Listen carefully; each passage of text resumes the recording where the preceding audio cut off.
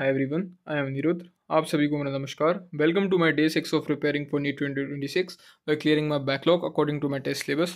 सो आज डे 6 था, तो मैंने उसका जो टारगेट रखा था वैसे कुछ नहीं रखा था, क्योंकि मैंने कल ज़्यादा पढ़ा नहीं था, तो उसके अकॉर्डिंग टारगेट रख लिया था। तो बेसिकली आज मैंने जो कवर करा वो था यार कॉकरोच मैंने लेक्चर एनसीईआरटी नोट्स वगैरह क्वेश्चंस वगैरह सब कर लिए। तो मैंने मार्क वगैरह भी कर लिया, इससे मैंने लेक्चर के साथ साथ ये सब कर लिया था कवर। और एनसीईआरटी मेरे पुराना एडिशन पढ़ा था 2006 का, वो कर लिया उसके साथ। फिर बात करता हूँ, मैंने वर्क पावर एनर्जी का लेक्चर कंप्लीट कर लिया आज।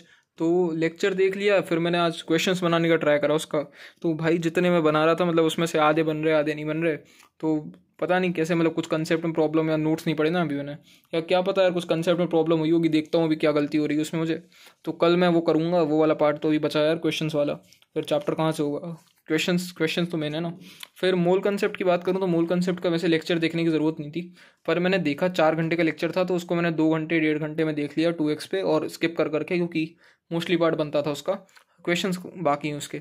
अब मैं आगे बात करता हूँ कि मेरा टेस्ट सिलेबस जो है, उनमें से मेरे चैप्टर्स, मतलब ये सब चैप्टर्स जो अभी हो चुके हैं, वो कुछ कुछ ऊपर ऊपर से कुछ कुछ क्वेश्चंस बचे हैं किसी के, कुछ का कुछ और बचा है, कुछ और पार्ट बचा है, तो वैसे बचे हैं। तो बाकी जो मेरा टेस्ट सिलेबस बचा है वो है कि रिडॉक्स और आयोनिक, केमिस्ट्री में, फिजिक्स में काइनेमेटिक्स एंड यूनिट डायमेंशन, और बायोलॉजी में प्लांट किंगडम एनिमल किंगडम। तो कल डे 7 है, तो उसका मैंने टारगेट रखा है animal kingdom, as well as मैंने रखा है उसका टारगेट ये जो लेफ्ट ओवर क्वेश्चंस बचे हैं ना मेरे, वो।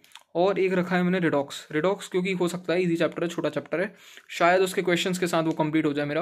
वैसे कल क्लास भी जाना है मुझे, बट हो सकता है अगर मैं ट्राई करूँ तो। उसके बाद बात करूँ तो मैं इसकी फिज़िक्स की। तो यार फिज़िक्स मुझे समझ नहीं आ रहा है इन दोनों में से। मैं मेरे पास 2 दिन का टाइम बचा है। काइनामेटिक्स में मुझे लगभग, काइनामेटिक्स बहुत बड़ा चैप्टर है, बिल्कुल ज़ीरो ज़ीरो हूँ मैं उसमें, मतलब कुछ नहीं बनता है। यूएनडी में भी ज़ीरो हूँ, कुछ नहीं बनता है। मानता हूँ इजी चैप्टर्स हैं, बट नहीं बनता यार, पता नहीं क्यों।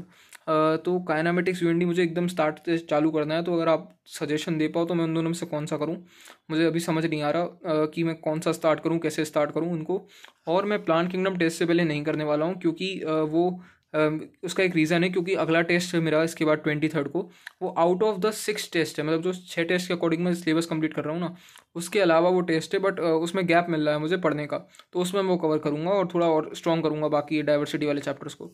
फिर बात करता हूँ इसकी आयोनिक में परसों कर लूँगा, क्योंकि उसका मुझे मेजर पार्ट मेजर नहीं, मतलब 50% टू 60% पार्ट मुझे बनता है। बाकी 40% के लिए मुझे थोड़ा समझने की ज़रूरत है।